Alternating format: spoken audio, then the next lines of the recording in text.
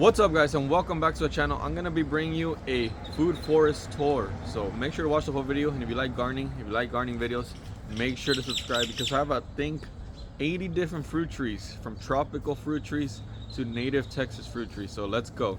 I am going to start here with the dragon fruit, so let's go. Okay, so behind this Wertz avocado is a dragon fruit. It is the white dragon fruit. And I remember when I got this dragon fruit, it was only this starter cutting. This was as big as that little shoot right there. I actually need to mark the height of this, but we have a long video, so I'm gonna move on to the next one. This is the Wertz avocado, and it's a very dwarfing avocado. That is a bacon avocado. Then I have two Hass avocados right here, which the Hass being one of the tallest one. And this is a seed grown avocado.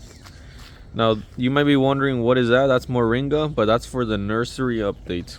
If you guys know, I'm starting a nursery from zero using ChatGPT to ask all my questions. So if you go, I'm gonna make a video about that, so stay tuned. That's a gem, and that's a Gwen avocado, and as you can see, they're grafted onto a seed stock. And these are all kinds of different figs, from LSU purple to Celeste. Celeste being the one with the most figs, as you can see right there. And over there, there's more figs, and I think that's Chicago Hardy. Now this is a strawberry guava. Strawberry guava is not a guava, but it is actually tastes very similar like guava, and produces tiny little guava-like fruit that tastes like strawberries.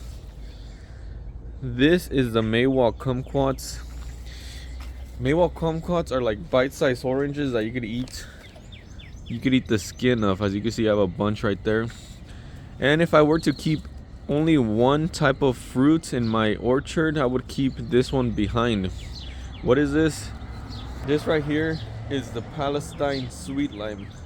You guys just need to grow it. It's very delicious, and it set flowers right there, so I'm really looking forward to that. I have more dragon fruit cuttings here at the bottom. I believe these are all American Beauty, and I think that's a yellow dragon right there. This is a Mayor Lemon. We have 1, 2, 3 Mayor Lemons. This is the Owari Satsuma. It's a very sweet orange, and these are more Maywalk kumquats. Maywalk kumquats are extremely delicious, so I recommend growing them. Okay, we stepped outside that little corner. Now moving on to this little section right here, right below me. This right here is the Russian pomegranate. I have two, one over there, and they are 2 years old. This is the Arizona Sapphire Cypress. I really love the smell of this. It smells really good. And that is a Sprinter boxwood, which I'm going to take cuttings from for my nursery business. And one good update about my Glen mangoes is that they're starting to finally adapt to their new soil and container, and they're starting to grow, as you can see right there, and you can see right there. And this is my moringa. It's about 4 feet tall, and they were killed this winter with the winter frost that we had here in Texas. And to the last section of the, before we get to the backyard, is this. These are rooting cuttings, so I'm trying to root them, and I got some success right here with that dragon fruit. Okay guys, now on to the backyard. These are the in-ground fruit trees, which are the tallest. So let's see which ones are producing fruits and which ones are still growing. So I'm gonna start first with the producing fruit trees. This is the Anna apple. It's a very low chill hour requirement apple, perfect for where I live. And as you can see, we have 1, 2 apples, and those are all my nursery starters. So if you like gardening, if you like nurturing, make sure to stay tuned for that one.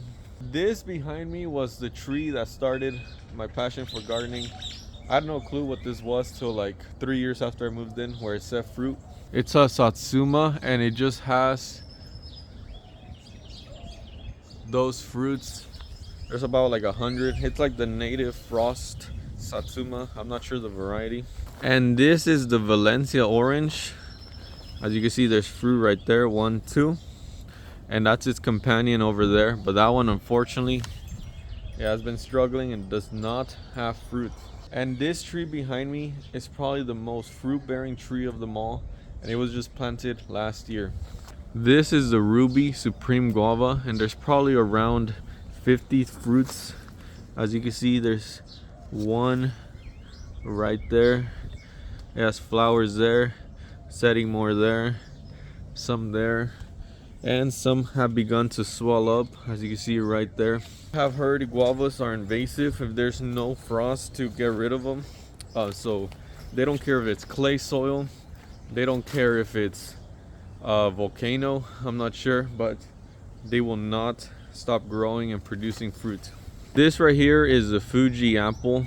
Fortunately, it was not cold enough this winter for it to produce leaves and flower, of course. This right here is the Gala apple.